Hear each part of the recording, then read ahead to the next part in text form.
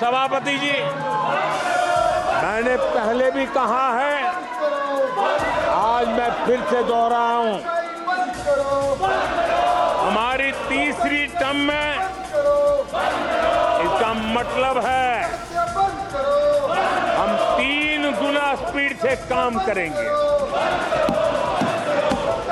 हमारी तीसरी टर्म का मतलब है हम 3 गुना शक्ति लगाएंगे। हमारी तीसरी टर्म का मतलब है हम देशवासियों को 3 गुना परिणाम ला करके देंगे।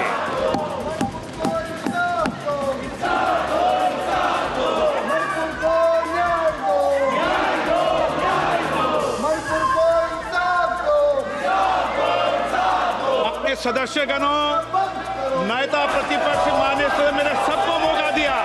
आपने 90 मिनट बोला, ये संसद में तरीका ठीक नहीं है। मैं आग्रह करूंगा, आप इस तरीके से संसद की मर्यादाओं को बनाए, उचित नहीं है। आप जाइए बेल में से, बैठिए। आपको पर्याप्त समय, पर्याप्त अवसर दिया।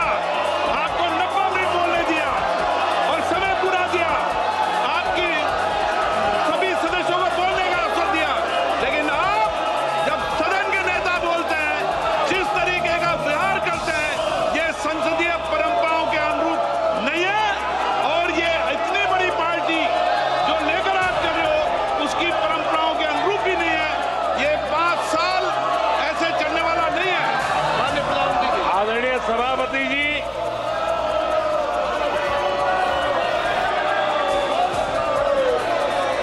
आदरणीय सभापति जी, एनडीए का तीसरी बार सरकार में आना एक ऐतिहासिक घटना है।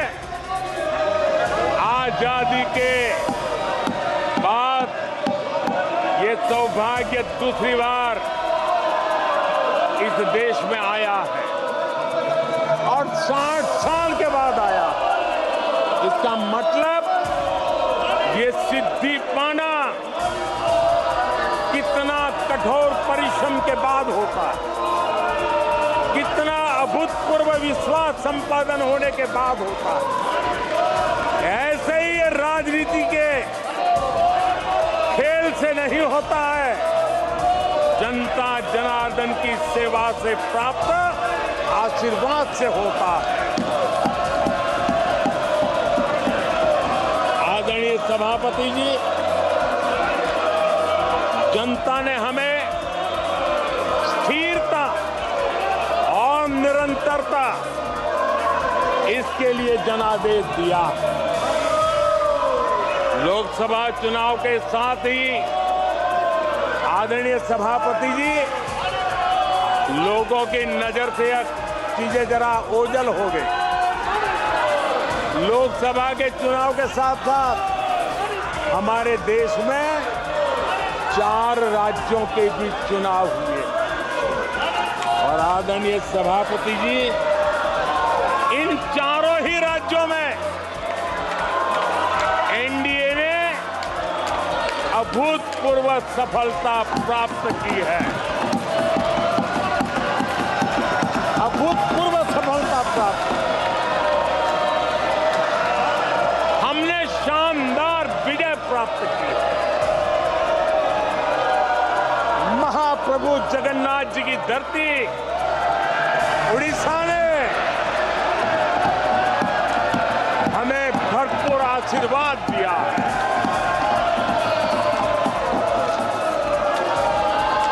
आदरणीय सभापति जी, आंध्र प्रदेश एनडीए ने क्लीन स्वीप किया है। सूक्ष्मदर्शक यंत्र में भी ये नजर नहीं आते हैं। आदरणीय सभापति जी, अरुणाचल प्रदेश हम फिर एक बार सरकार बनाई है। सिक्किम में एनडीए ने फिर एक बार सरकार बनाई है। अभी 6 महीने पहले ही आदरणीय सभापति जी, आपका होम स्टेट राजस्थान, मध्य मध्य प्रदेश और छत्तीसगढ़ में हमने प्रचंड विजय पाया है। आदरणीय सभापति जी, हमें नए नए क्षेत्रों में जनता का प्यार मिल रहा है, जनता का आशीर्वाद मिल रहा है। आदरणीय सभापति जी, बीजेपी ने केरला में इस बार खाता खोला है और बड़े गर्व के साथ केरला से हमारे सांसद हमारे साथ बैठते हैं। तमिलनाडु में कई सीटों पर बीजेपी ने दमदार उपस्थिति दर्ज की है। कर्नाटक, यूपी और राजस्थान में पिछली बार की तुलना में बीजेपी का वोट परसेंट बढ़ा है। आने वाले समय में 3 राज्यों में चुनाव है। जिन राज्यों में चुनाव है उसमें से 3 की मैं बात करता हूं। महाराष्ट्र, हरियाणा और झारखंड, यहां चुनाव आ रहे हैं। आदरणीय सभापति जी, पिछली विधानसभा में इन 3 राज्यों में हमें जितने वोट मिले थे, इस लोकसभा चुनाव में इन 3 राज्यों में हमें उससे भी ज्यादा वोट मिले हैं। आदरणीय सभापति जी, पंजाब में भी हमारा भूतपूर्व प्रदर्शन रहा है और हमें बढ़त मिली है। जनता जनार्दन का भरपूर आशीर्वाद हमारे साथ है।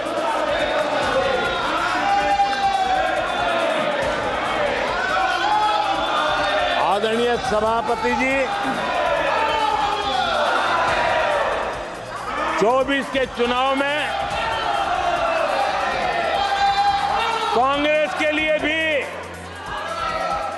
इस देश की जनता ने जनादेश दिया है और इस देश की जनादेश है कि आप वहीं बैठिए,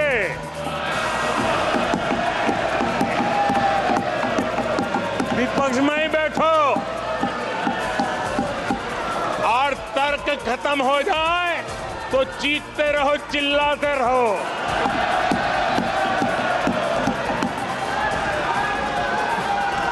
आदरणीय सभापति जी, कांग्रेस के इतिहास का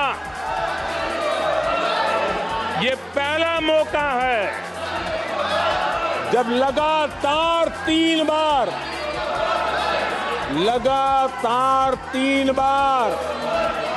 कांग्रेस 100 का आंकड़ा पार नहीं कर पाई है। कांग्रेस के इतिहास में ये तीसरी सबसे बड़ी हार है, तीसरा सबसे खराब प्रदर्शन है। अच्छा होता कांग्रेस अपनी हार स्वीकार करती, जनता जनार्दन के आदेश को सर आंखों पर चढ़ाती, आत्ममंथन करती, लेकिन ये तो कुछ शीर्षासन करने में लगे हुए हैं।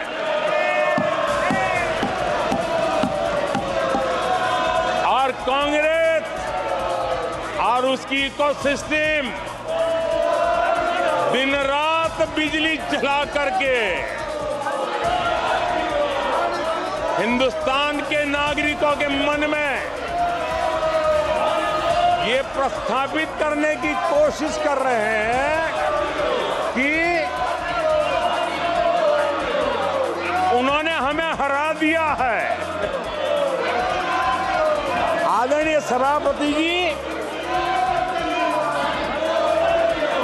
ऐसा क्यों हो रहा है, मैं जरा अपने सामान्य जीवन के अनुभव से बताता हूं। कोई छोटा बच्चा साइकिल लेके निकला है और अगर वो बच्चा गिर जाता है, साइकिल से लुढ़क जाता है, रोने लगता है, तो कोई बड़ा व्यक्ति आकर के उसके पास पहुंच जाता है और उसको कहता है, देखो चींटी मर गई, देखो चिड़िया उड़ गई, अरे देखो तुम तो बहुत बढ़िया साइकिल चलाते हो, अरे तुम तो गिरे नहीं हो। ऐसा करके उसका जरा मन ठीक करने के लिए प्रयास करते हैं, उसका ध्यान भटका करके उस बच्चे का मन बहला देते हैं। तो आजकल बच्चे का मन बहलाने का काम चल रहा है।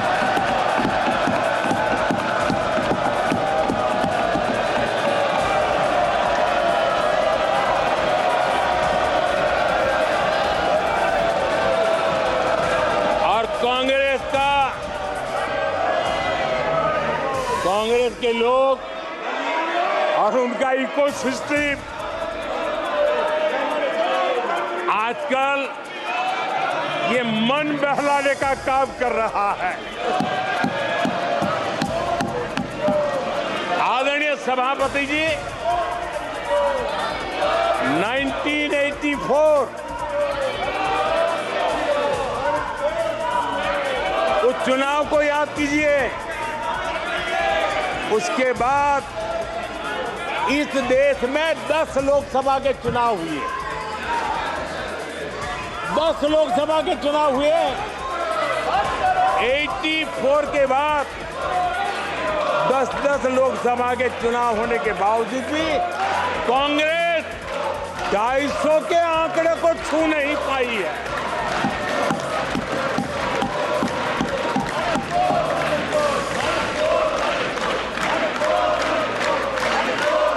इस बार किसी तरह 99 के चक्कर में फंसे गए हैं।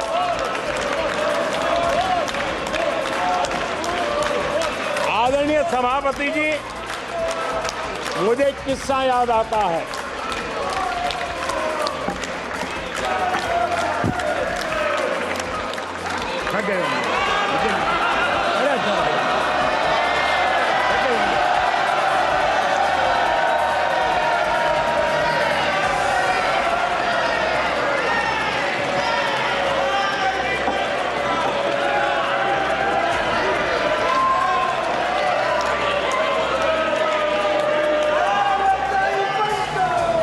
सभापति जी,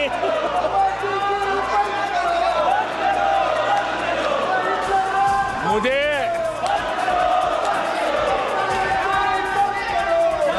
एक किस्सा याद आता है। आदरणीय सभापति जी, मुझे किस्सा याद आता है।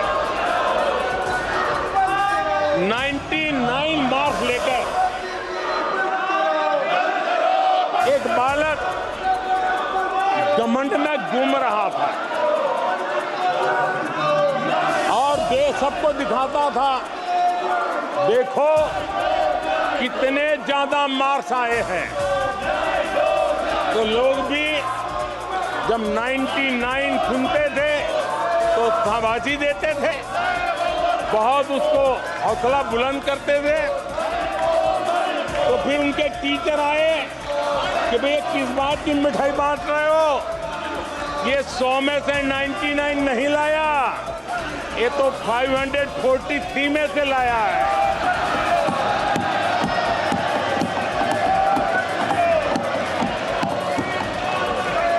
अब उस बालक बुद्धि को कौन समझाए कि तुमने फेल होने का वर्ल्ड रिकॉर्ड बना दिया है।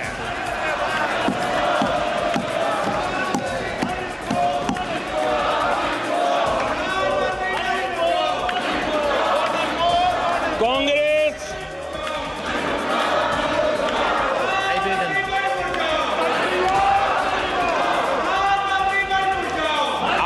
सभापति जी,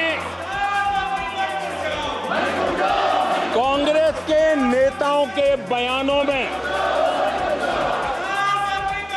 ये बयानबाजी ने शोले फिल्म को भी पीछे छोड़ दिया है।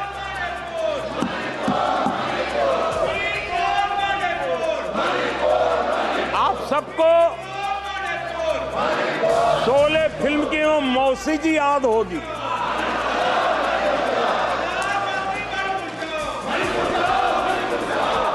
तीसरी बार तो हारे हैं, पर मौसी,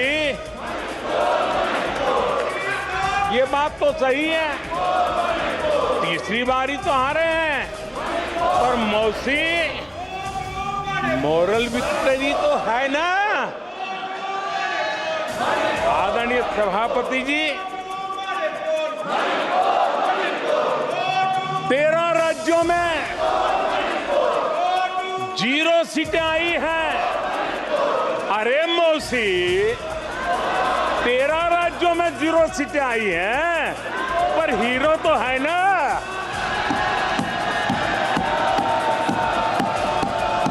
आदरणीय सभापति जी, अरे पार्टी की लुटिया तो दुबई है। अरे मौसी, पार्टी अभी भी सांसें तो ले रही है।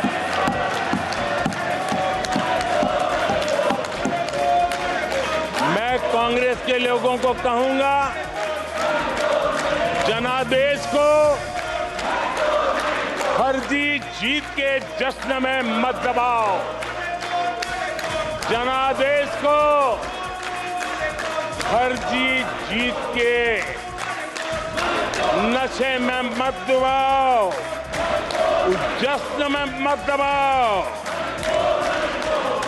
ईमानदारी से देशवासियों के जनादेश को जरा समझने की कोशिश करो, उसे स्वीकार करो।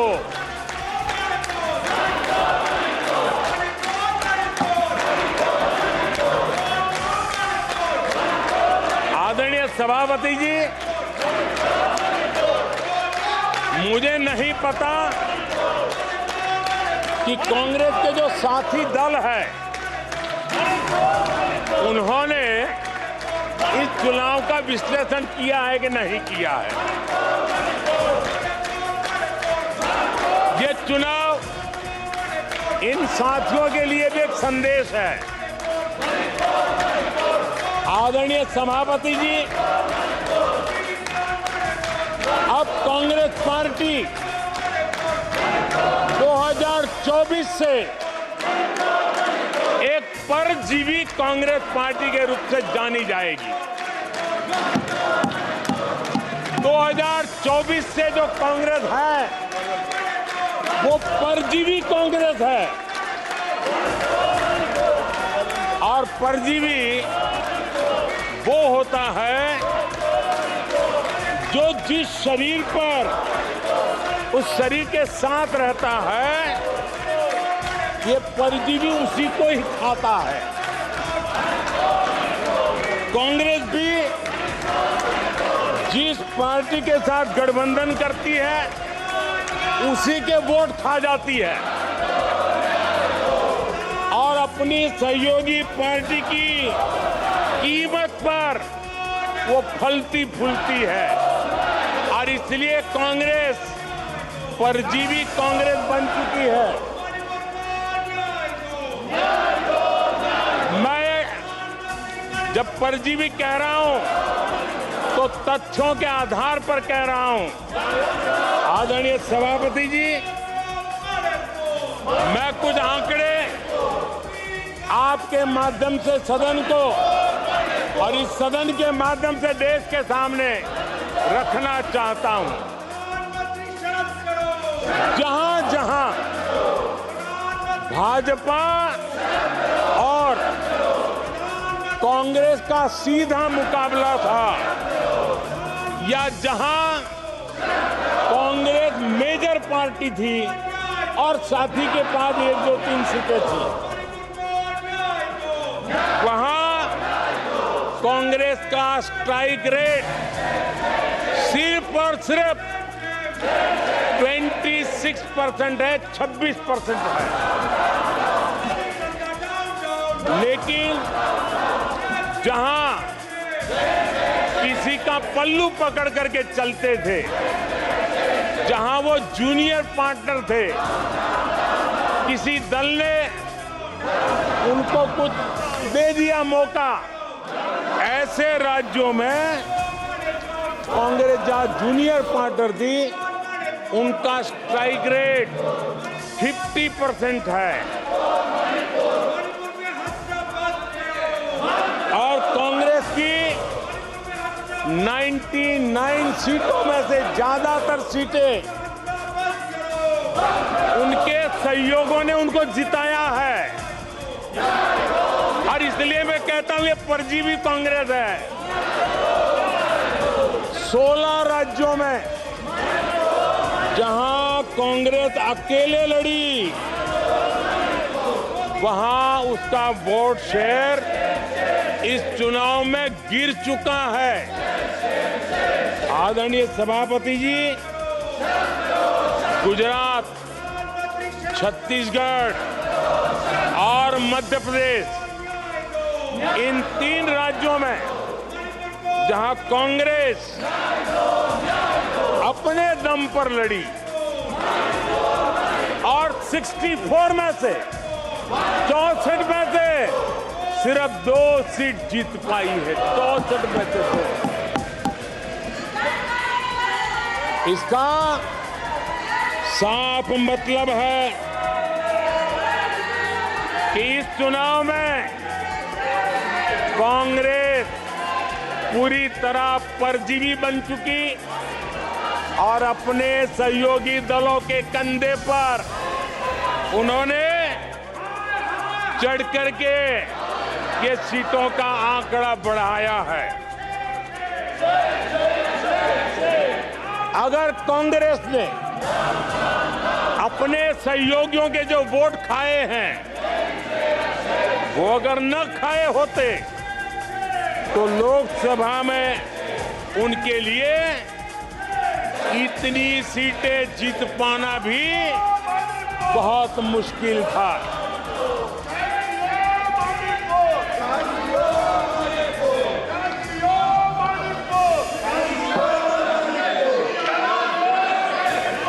आदरणीय सभापति जी,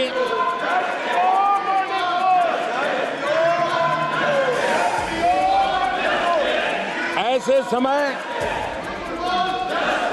एक अवसर आया। देश ने विकास के रास्ते को चुना है।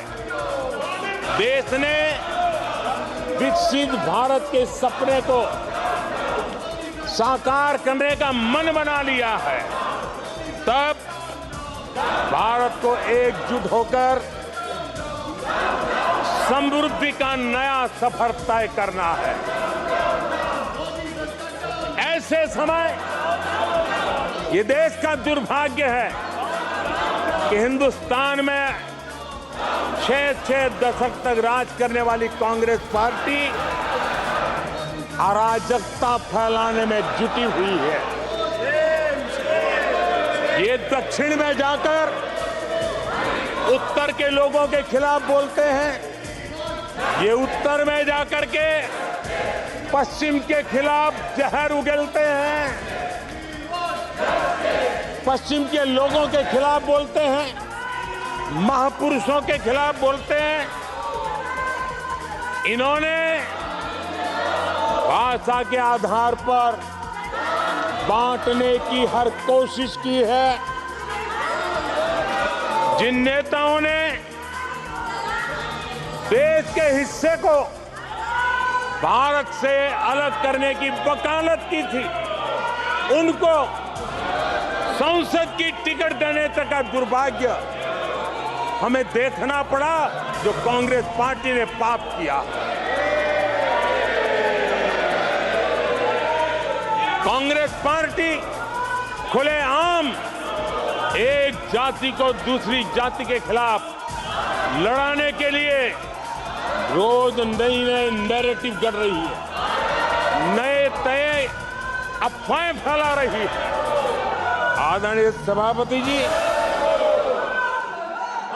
देश के एक हिस्से के लोगों को हीन बताने की प्रवृत्ति का भी कांग्रेस के लोग बढ़ावा दे रहे हैं। आदरणीय सभापति जी, कांग्रेस देश में आर्थिक अराजकता फैलाने की दिशा में भी सोची समझी चाल चल रही है। चुनाव के दौरान जो बातें की गई, राज्यों में, उनके राज्यों में जिस प्रकार से आर्थिक कदम ये उठा रहे हैं, ये वो रास्ता आर्थिक अराजकता की तरफ देश को घसीटने वाला है। उनके राज्य देश पर आर्थिक बोझ बन जाए, ये खेल जानबूझ करके खेला जा रहा है। मंचों से साफ साफ घोषणा की गई, अगर इनके मन का परिणाम नहीं आया, 4 जून को देश में आग लगा दी जाएगी, लोग इकट्ठे होंगे, अराजकता फैलाएंगे। ये अधिकृत रूप से आह्वान किए गए, ये अराजकता फैलाना इनका मकसद है। भारत की लोकतांत्रिक प्रक्रिया को सवालों के घेरे में लाकर अराजकता फैलाने का प्रयास किया गया है। सीएए को लेकर जो अराजकता फैलाई गई, देश के लोगों में गुमराह करने का जो खेल खेला गया, पूरी इकोसिस्टम इस बात को बल देती रही ताकि उनके राजनीतिक मकसद पूरे हो। आदरणीय सभापति जी, देश को दंगों में झोंकने के भी कुत्सित प्रयास पूरे देश ने देखे हैं। आदरणीय सभापति जी,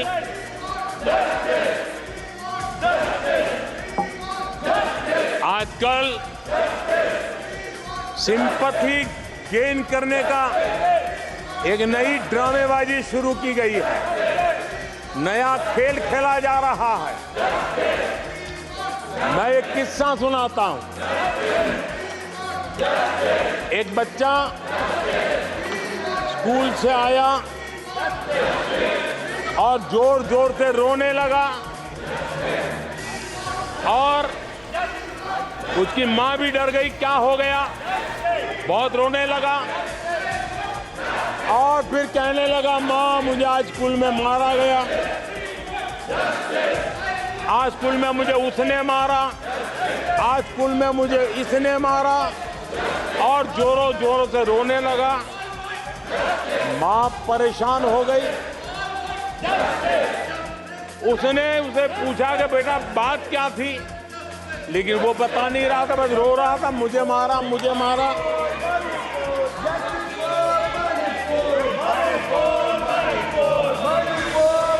बच्चा ये नहीं बता रहा था कि आज स्कूल में उस बच्चे ने किसी बच्चे को मां की गाली दी थी। उसने ये नहीं बताया किसी बच्चे की किताबें उसने फाड़ दी थी। उसने ये नहीं बताया कि उसने टीचर को चोर कहा था।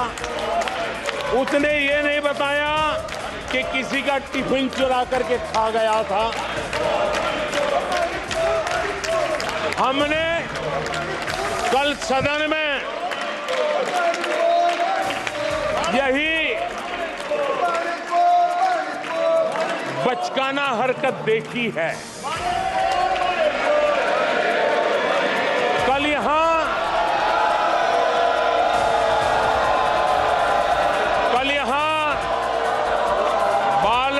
बुद्धि का विलाप चल रहा था। मुझे मारा गया, मुझे इसने मारा, मुझे उसने मारा, मुझे यहां मारा, मुझे वहां मारा, ये चल रहा था। आदरणीय सभापति जी,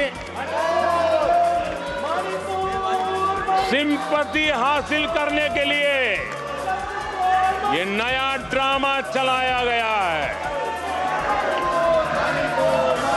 लेकिन देश ये सच्चाई जानते हैं कि ये हजारों करोड़ रुपए उसकी हेराफेरी के मामले में जमानत पर बाहर है।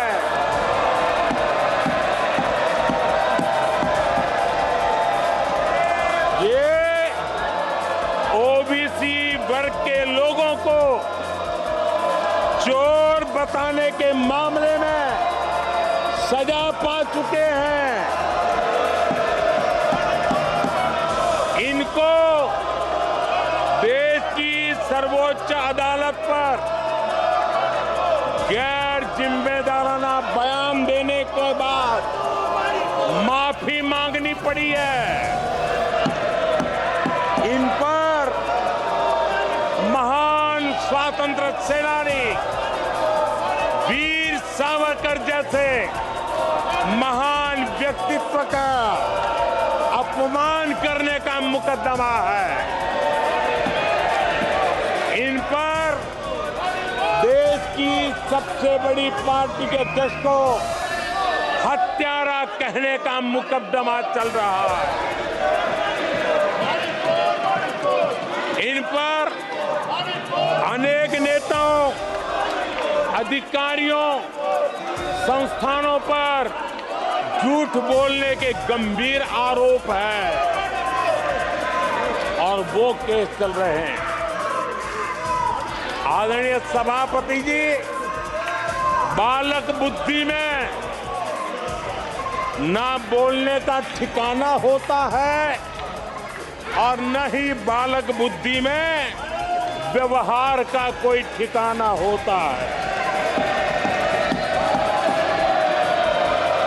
और जब ये बालक बुद्धि पूरी तरह सवार हो जाती है तो सदन में भी किसी के गले पड़ जाते हैं। ये बालक बुद्धि अपनी सीमाएं खो देती है तो सदन के अंदर बैठ करके आंखें मारते हैं, आंखें मारते हैं। इनकी सच्चाई आदरणीय सभापति जी अब पूरा देश समझ गया है। इसलिए आज देश इनसे कह रहा है तुमसे नहीं हो पाएगा, तुमसे ना हो पाएगा।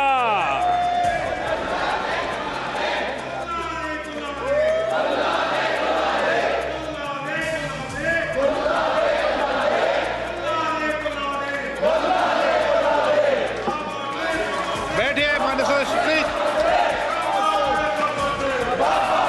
ये तरीका आदरणीय अध्यक्ष जी, तुलसीदास जी कह गए हैं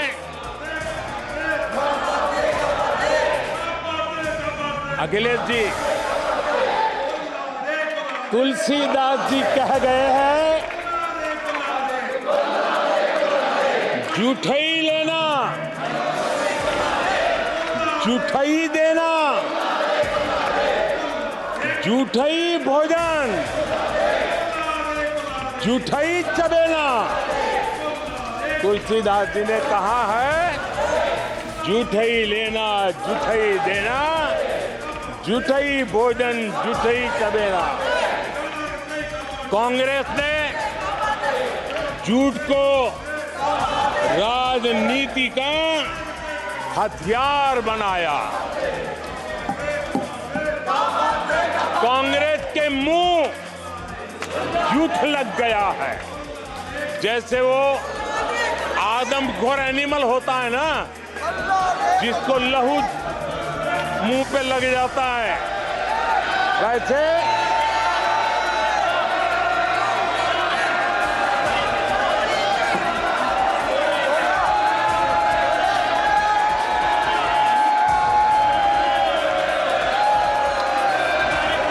आदरणीय सभापति जी, कांग्रेस के मुंह झूठ का खून लग गया है। देश ने कल 1 जुलाई को खटाखट दिवस भी मनाया है।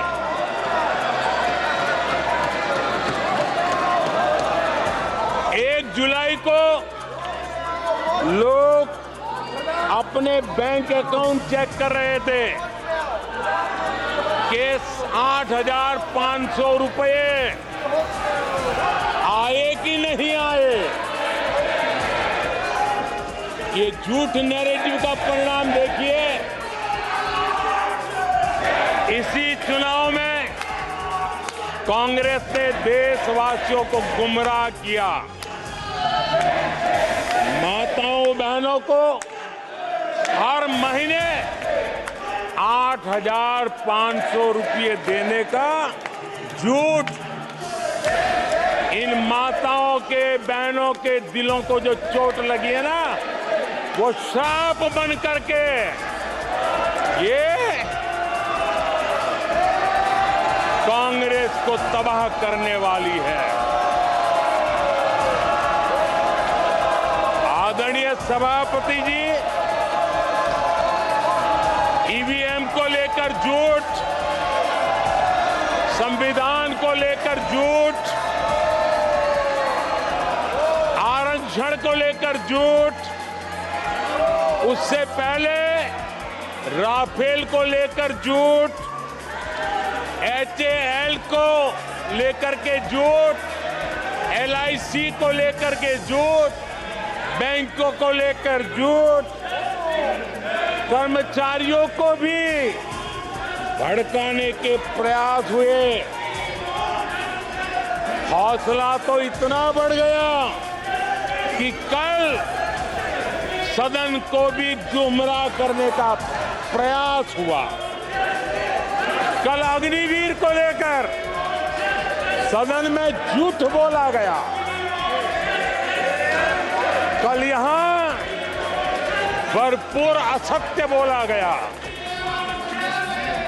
कि MSP नहीं दिया जा रहा। अध्यक्ष जी,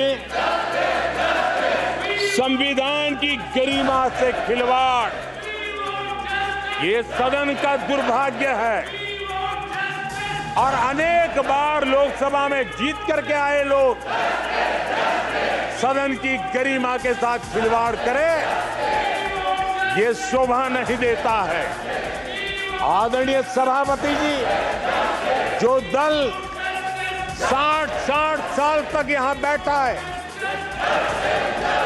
जो सरकार के कामों को जानता है, जिसके पास अनुभवी नेताओं की श्रृंखला, वे जब अराजकता के इस रास्ते पर चले जाएं, झूठ के रास्ते को चुन ले, तब देश गंभीर संकट की तरफ जा रहा है।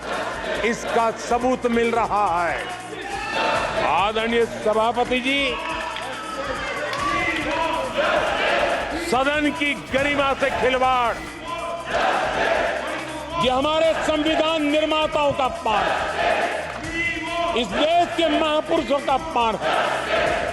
देश के लिए, आजादी के लिए बलिदान देने वाले वीर सपूतों का अपमान है। और इसलिए आदरणीय सभापति जी, मैं जानता हूं आप बहुत सहृदयी हैं, आप उदार मन के मालिक हैं।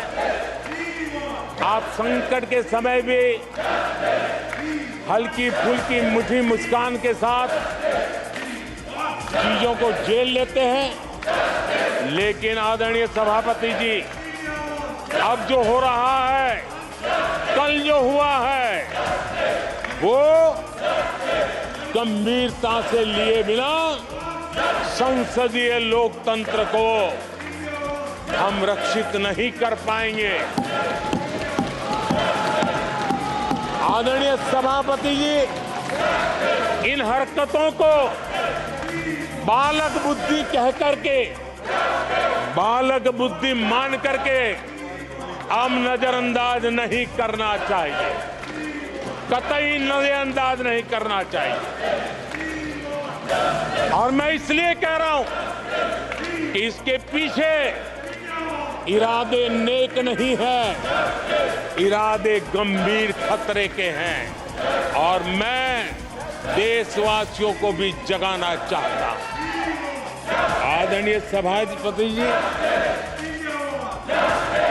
इन लोगों का झूठ हमारे देश के नागरिकों की विवेक बुद्धि पर आशंका व्यक्त करता है। उनका झूठ देश के सामान्य विवेक बुद्धि पर एक तमाचा मारने की निर्लज्ज हरकत है। आदरणीय सभापति जी, ये हरकतें देश की महान परंपराओं पर तमाचा है।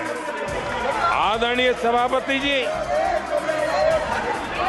इस सदन की गरिमा बचाने का बहुत बड़ी जिम्मेदारी आप पर है। सदन में शुरू हुई झूठ की परंपरा पर कठोर कार्रवाई करेंगे,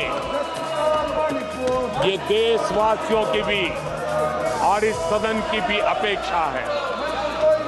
आदरणीय सभापति जी, कांग्रेस ने संविधान और आरक्षण पर भी हमेशा झूठ बोला। आज मैं 140 करोड़ देशवासियों के सामने सच्चाई रखना चाहता हूं, बड़ी नम्रता पूर्वक रखना चाहता हूं। देशवासियों ने भी इस सत्य को जानना बहुत जरूरी है। आदरणीय सभापति जी, आपातकाल इमरजेंसी का 50वां वर्ष है। इमरजेंसी सिर्फ और सिर्फ सत्ता के लोभ के खातिर, तानाशाही मानसिकता के कारण देश पर थोपा गया तानाशाही शासन था,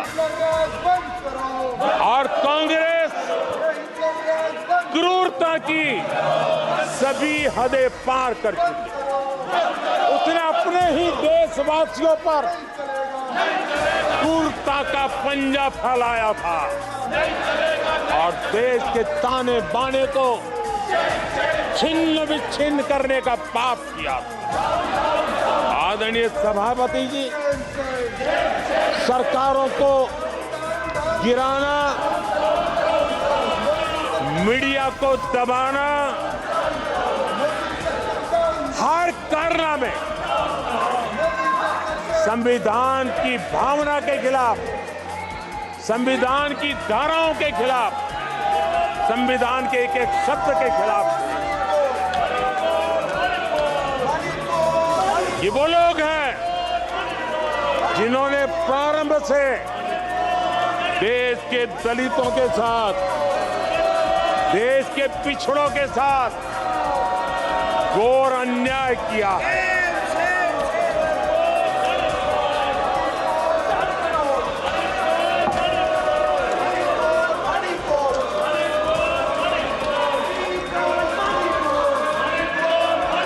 आदरणीय सभापति जी, और इसी कारण से बाबा साहब आम्बेडकर ने कांग्रेस की दलित विरोधी, पिछड़े विरोधी मानसिकता के कारण नेहरू जी की कैबिनेट से इस्तीफा दिया था। उन्होंने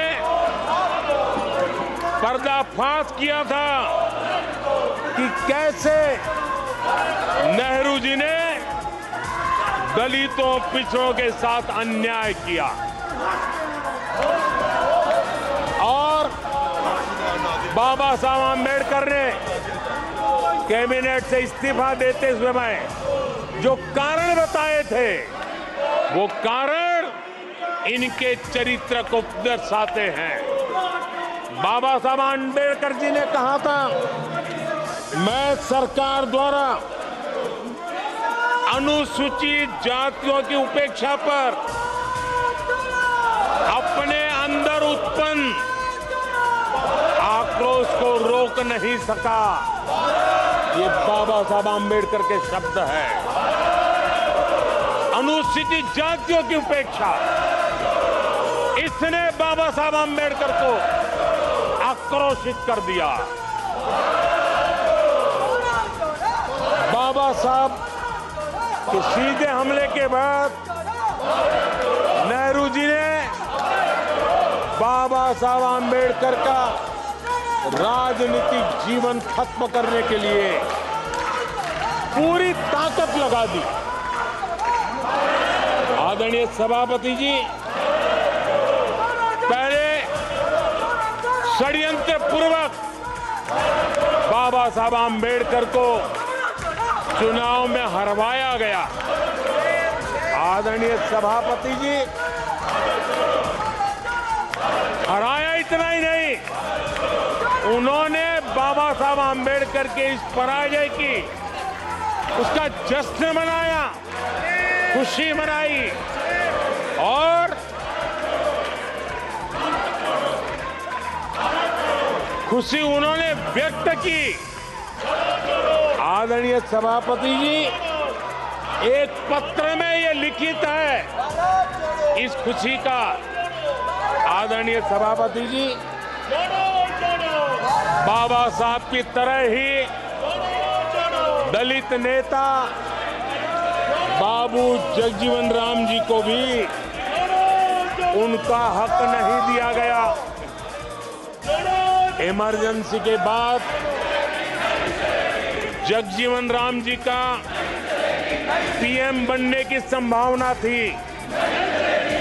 इंदिरा गांधी जी ने पक्का किया कि जगजीवन राम जी किसी भी हालत में पीएम न बने, और एक किताब में लिखा गया है कि किसी भी कीमत पर जगजीवन राम प्रधानमंत्री नहीं बनने चाहिए।